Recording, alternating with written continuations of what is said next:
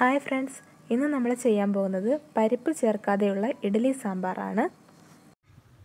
സാമ്പാർ വെക്കാൻ ആവശ്യമായിട്ടുള്ള സാധനങ്ങൾ ഞാൻ ഇത്രയും വെജിറ്റബിൾസ് ആണ് ഇവിടെ എടുത്തിരിക്കുന്നത്. 2 തക്കാളി, ഒരു മത്തങ്ങ, പിന്നെ ഒരു വൈറ്റ് പംകിൻ, പിന്നെ ചേന, ഒരു മീഡിയം സൈസ് സവാള, 5 പച്ചമുളക്, ഒരു ചെറിയ ക്യാരറ്റ്, ഒരു വലിയ കിഴങ്ങ്, പടവളം പകുതി, പിന്നെ കൊച്ചുള്ളി തോനെയിട്ട് വെക്കുന്നതാണ് കൂടുതൽ ടേസ്റ്റ്, പിന്നെ 3 വെണ്ടയ്ക്ക, ഒരു 5 കോവയ്ക്ക. വെജിറ്റബിൾസൊക്കെ നമ്മുടെ ഇഷ്ടത്തിനനുസരിച്ച് നമുക്ക് എടുക്കാം. നമ്മുടെ കയ്യിൽ അവൈലബിൾ ആയിട്ടുള്ള വെജിറ്റബിൾസൊക്കെ നമുക്ക് സാമ്പാർ വെക്കാൻ ഉപയോഗിക്കാം. പിന്നെ ഞാനിവിടെ ഒരു നെല്ലിക്ക വലിപ്പത്തിലുള്ള പുളി വെള്ളത്തിലിട്ട് വെച്ചിട്ടുണ്ട്. 2 തക്കാളി മാത്രമേ നമ്മൾ ഇടുന്നുള്ളൂ. അത് പുളിക്ക് അത് മതിയാവില്ല. അതുകൊണ്ടാണ് ഞാനിവിടെ ഒരു നെല്ലിക്ക വലിപ്പത്തിലുള്ള പിഴുപുളിയും കൂടെ എടുത്തിരിക്കുന്നത്. അല്ലെങ്കിലും സാമ്പാറിൽ പിഴുപുളി നമ്മൾ ചേർക്കാറുണ്ട്. പിന്നെ ഞാനിതിൽ പരിപ്പ് ചേർക്കാതെയാണ് ഈ സാമ്പാർ വെക്കുന്നത്. പരിപ്പ് ചേർക്കാതെ തന്നെ നല്ല തിക്കായ ചാറോട് കൂടിയ സാമ്പാർ എങ്ങനെ വെക്കാമെന്ന് നമുക്ക് നോക്കാം. അതിനു മുൻപ് ആദ്യം നമുക്ക് ഈ വെജിറ്റബിൾസ് എല്ലാം അരിഞ്ഞ് ക്ലീൻ ചെയ്തെടുക്കാം. വെജിറ്റബിൾസ് അരിയുമ്പോൾ ചേന നമ്മൾ ഏറ്റവും അവസാനം മാത്രമേ അരിയാവുള്ളൂ. കാരണം ചില ചേനയൊക്കെ നല്ലോണം നമ്മുടെ കൈ ചൊറിയും. ഇത് അരിയുമ്പോൾ നമ്മുടെ കൈ നന്നായിട്ട് ചൊറിയുന്നത് കൊണ്ട് ഈ ബാക്കി എല്ലാ വെജിറ്റബിൾസും അരിഞ്ഞ് കഴിഞ്ഞ് ഏറ്റവും അവസാനമേ ചേന അരിയാവുള്ളൂ. ഇനി നമ്മൾ വേവിക്കാൻ വെച്ച് കഴിഞ്ഞാൽ നമ്മൾ ഈ ചേന വെച്ചിരിക്കുന്ന അത് തിളച്ച് കഴിഞ്ഞാൽ അത് വേവായി കഴിഞ്ഞാൽ നമ്മുടെ ഈ കയ്യിലെ ചൊറിച്ചിൽ മാറുമെന്നാണ് പറയാറുള്ളത്. ഞാനെപ്പോഴും അങ്ങനെയാണ് ചെയ്യുന്നത്. ചേന അവസാനം അരിഞ്ഞിട്ട് പെട്ടെന്ന് തന്നെ അടുപ്പിലേക്ക് വെക്കും. അപ്പോൾ അതൊന്ന് തിളച്ച് കഴിയുമ്പോഴത്തേക്ക് നമ്മുടെ ചൊറിച്ചിലങ്ങ് മാറും. വെജിറ്റബിൾസൊക്കെ ഞാനിവിടെ നന്നായിട്ട് 2-3 വെള്ളത്തിൽ കഴുകി പിന്നെ കുറച്ച് വെള്ളം ഒഴിച്ച് ഇട്ട് വെച്ചിട്ടുണ്ട്. നമ്മൾ എന്ത് വെജിറ്റബിൾ ഉപയോഗിച്ചാലും ഇതുപോലെ കുറച്ച് നേരം വെള്ളത്തിലിട്ട് വെച്ചിരുന്നിട്ട് വേണം പിന്നെ അരിഞ്ഞെടുത്ത് ഉപയോഗിക്കാൻ.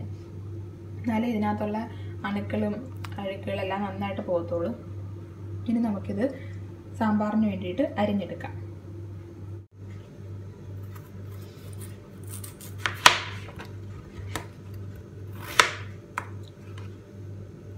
എല്ലാ കഷ്ണങ്ങളും ഏകദേശം ഒരേ വലിപ്പത്തിൽ തന്നെ അരിഞ്ഞെടുക്കാൻ ശ്രദ്ധിക്കണം. എന്നാലേ ഇത് ഒരുപോലെ വെന്ത് കിട്ടത്തുള്ളൂ. പിന്നെ നേരത്തെ പറഞ്ഞ പോലെ ചേന ഏറ്റവും അവസാനം മാത്രമേ അരിയാവൂ. ഏകദേശം ഈ വലിപ്പത്തിലുള്ള കഷ്ണങ്ങളായിട്ട് എല്ലാം ഒരേ വലിപ്പത്തിലുള്ള കഷ്ണങ്ങളായിട്ട് വേണം അരിഞ്ഞെടുക്കാൻ. കൊച്ചുള്ളിയൊക്കെ നമ്മൾ അരിയുമ്പോൾ അത് വളരെ ചെറുതായിട്ട് നമ്മൾ താളിക്കാനൊക്കെ എടുക്കുന്ന പോലെ അരിഞ്ഞെടുക്കാം. ഞാനങ്ങനെയാണ് അരിഞ്ഞെടുക്കാറുള്ളത്. ഫുള്ളായിട്ട് ഇട്ടാലും കുഴപ്പമില്ല.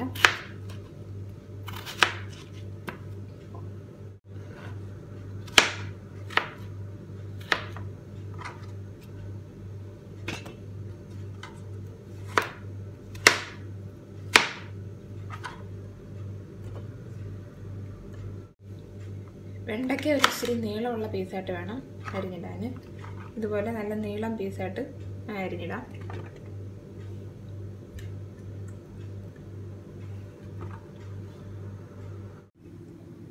വെജിറ്റബിൾസ് എല്ലാം ഞാനിവിടെ അരിഞ്ഞെടുത്ത് വെച്ചിട്ടുണ്ട്.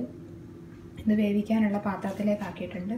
ഞാനിവിടെ കുക്കറിലിട്ട് വിസിലടുപ്പിച്ചല്ല ചെയ്യുന്നത്, അല്ലാതെ അടച്ച് വെച്ച് വേവിക്കുകയാണ്. കുക്കറിലാണ് ഞാനിവിടെ എടുത്ത് വെച്ചിരിക്കുന്നത്. പക്ഷേ ഇത് കുക്കർ വിസിലടുപ്പിക്കുന്നില്ല, അല്ലാതെ അടച്ച് വെച്ച് വേവിക്കുന്നതാണ് നമ്മൾ ഈ പരിപ്പ് ചേർക്കാതെ ചെയ്യുമ്പോൾ കൂടുതൽ നല്ലത്.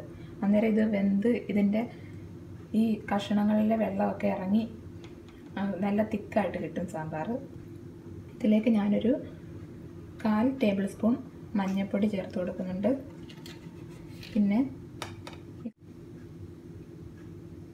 പിന്നെ ഈ കഷ്ണങ്ങളിലൊക്കെ ഉപ്പ് പിടിക്കാൻ വേണ്ടിയിട്ട് ഞാനൊരു 3/4 ടേബിൾ സ്പൂൺ ഉപ്പും കൂടെ ഇപ്പോൾ ചേർത്ത് കൊടുക്കുന്നുണ്ട്. ഇനി ഇതിലേക്ക് ഒരു 2-3 തണ്ട് കറിവേപ്പില ചേർത്ത് കൊടുക്കാം. പിന്നെ ഈ വെജിറ്റബിൾസ് വേവാൻ ആവശ്യമായ വെള്ളം ഒഴിച്ചു കൊടുക്കാം. ഒരുപാട് വെള്ളം നമ്മൾ ഒഴിക്കേണ്ട കാര്യമില്ല. വെജിറ്റബിൾസ് വേവുമ്പം അതിനകത്തുനിന്ന് തന്നെ കുറച്ച് വെള്ളം ഇറങ്ങും. അതുകൊണ്ട് നമ്മൾ കുറേശ്ശെ വെള്ളം ഒഴിച്ചാൽ മതി. അല്പം കൂടെ വെള്ളം ഒഴിക്കാം. സാമ്പാറിന് കുറച്ചും കൂടെ വെള്ളം വേണം.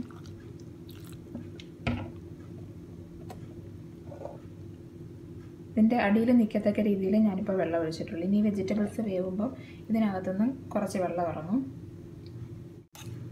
ഇനി ഇതെല്ലാം കൂടെ നമുക്ക് നന്നായിട്ടൊന്ന് മിക്സ് ചെയ്യാം. ഉപ്പും മഞ്ഞൾപ്പൊടിയും വെള്ളവും എല്ലാം കൂടെ നന്നായിട്ട് മിക്സ് ചെയ്യാം. കഷ്ണങ്ങളെല്ലാം വെന്ത് കഴിഞ്ഞതിന് ശേഷം വെള്ളം നമുക്ക് ഇനിയും ആവശ്യമായിട്ടുണ്ടെങ്കിൽ അന്നേരം പിന്നെ ചേർക്കാം. പുളിവെള്ളമൊക്കെ നമ്മൾ പിന്നീട് ചേർക്കുന്നുണ്ട്.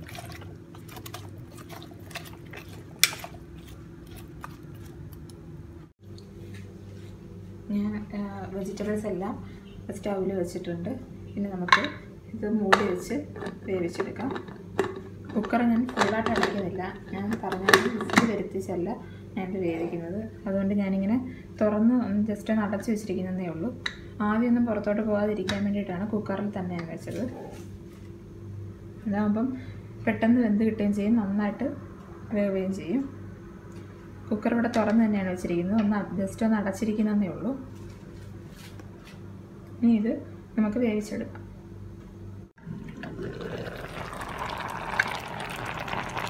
സാമ്പാറിൻ്റെ കഷ്ണങ്ങൾ വെള്ളമൊക്കെ നന്നായിട്ട് തിളച്ചിട്ടുണ്ട്. ഈ കഷ്ണങ്ങളിൽ നിന്നൊക്കെ വെള്ളം ഇറങ്ങി നമ്മൾ നേരത്തെ ഒഴിച്ചിട്ടുള്ളതിനെക്കാട്ടിലും വെള്ളമായിട്ടുണ്ട്. ഇതിൻ്റെ മുകളിൽ വരയ്ക്ക് വെള്ളമായിട്ടുണ്ട്. കഷ്ണങ്ങളിൽ നിന്നൊക്കെ വെള്ളം ഇറങ്ങിയിട്ടുണ്ട്. കഷ്ണമൊന്നും വെന്തിട്ടില്ല. വേവുമ്പോൾ കുറച്ചും കൂടെ വെള്ളം ഇറങ്ങും. ഇളക്കി കൊടുത്തിട്ട് നമുക്ക് കുറച്ച് നേരം കൂടെ വേവുന്നിടം വരെ അടച്ച് വെച്ച് വേവിക്കാം. ഇളക്കി കൊടുത്തിട്ട് വേവുന്നിടം വരെ നമുക്കിങ്ങനെ അടച്ച് വെച്ചിരുന്ന് റെഡിയാക്കിയെടുക്കാം. സാമ്പാറിന് ഇടേണ്ടുന്ന പൊടികൾ ഞാനിവിടെ എടുത്ത് വെച്ചിട്ടുണ്ട്. മഞ്ഞൾപ്പൊടി നമ്മൾ നേരത്തെ ഇട്ടതുകൊണ്ട് ഞാൻ ഇപ്പോൾ ഒരു 1/4 ടേബിൾ സ്പൂൺ മഞ്ഞൾപ്പൊടി എടുത്തിട്ടുള്ളൂ. മുളക് പൊടി ഒരു ഫുൾ ടേബിൾ സ്പൂൺ എടുത്തിട്ടുണ്ട്. മല്ലിപ്പൊടി ഒരു ഫുള്ളായിട്ട് 1.5 ടേബിൾ സ്പൂൺ എടുത്തിട്ടുണ്ട്. പിന്നെ സാമ്പാർ പൊടി ഞാനിവിടെ ഒരു ഫുൾ ടേബിൾ സ്പൂൺ എടുത്തിട്ടുണ്ട്. പിന്നെ കായപ്പൊടി ഒരു 1/4 ടേബിൾ സ്പൂൺ. ഇത്രയും പൊടികളാണ് ഈ സാമ്പാറിലേക്ക് ഞാൻ ഇടാൻ പോകുന്നത്. സാമ്പാറിലേക്ക് ഇടേണ്ട പൊടികളെല്ലാം ഞാനിവിടെ ഒന്ന് മൂപ്പിച്ചെടുക്കുകയാണ്. ഈ പൊടികളുടെയൊക്കെ പച്ചമണം മാറി ഇതിൻ്റെ നിറമൊക്കെ ഒന്ന് മാറി വരുന്നിടം വരെ ഒന്ന് നന്നായിട്ട് മൂപ്പിച്ചെടുക്കുക. ഞാൻ ഇഡ്ഡലി സാമ്പാർ വെക്കുമ്പോൾ ഞാൻ ഇങ്ങനെയാണ് പൊടികൾ ഇടാറ്, അല്ലാതെ എണ്ണയിൽ മൂപ്പിച്ചല്ല ഇടുന്നത്. ഈ മൂപ്പിച്ച പൊടികൾ നമുക്കിനി വെന്ത് വെച്ചിരിക്കുന്ന സാമ്പാർ കഷ്ണങ്ങളിലേക്ക് ഇട്ട് കൊടുക്കാം. ഇനി നമ്മൾ എടുത്ത് വെച്ചിരിക്കുന്ന പുളി നന്നായിട്ട് പിഴിഞ്ഞ് ഈ പുളിവെള്ളവും കൂടെ നമുക്ക് സാമ്പാറിലേക്ക് ഒഴിച്ചു കൊടുക്കാം.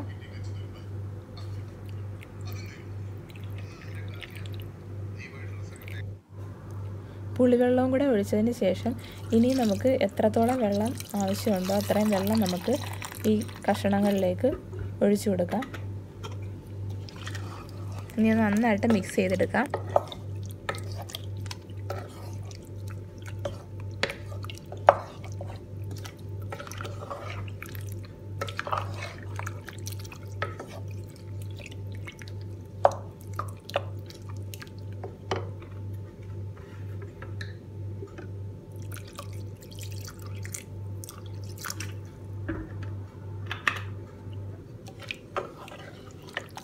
കഷ്ണങ്ങൾ പുളിവെള്ളവും പൊടികളും എല്ലാം നന്നായിട്ട് മിക്സ് ചെയ്തതിന് ശേഷം നമുക്കിത് സ്റ്റൗവിൽ വെച്ച് ഒരു മീഡിയം ഫ്ലെയിമിലിട്ട് തിളപ്പിച്ചെടുക്കാം. ഇനി നമുക്ക് സാമ്പാറിലേക്ക് താളിച്ചൊഴിക്കാനായിട്ട് ഒരു ടേബിൾ സ്പൂൺ എണ്ണ ഒഴിക്കുക. എണ്ണ ചൂടായി വരുമ്പോഴത്തേക്ക് അതിലേക്ക് ഒരു 1/4 ടേബിൾ സ്പൂൺ കടുകിട്ട് പൊട്ടിച്ചു കൊടുക്കാം.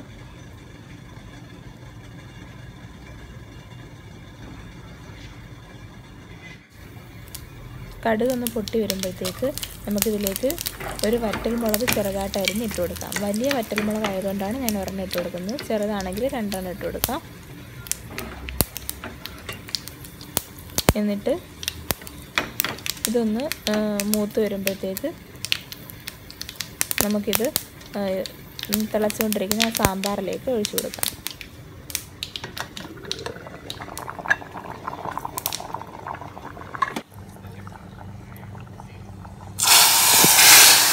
സാമ്പാർ നമുക്ക് ആവശ്യത്തിനുള്ള തിക്നെസ് ആവുന്നിടം വരെ നമുക്ക് തിളപ്പിച്ചെടുക്കാം.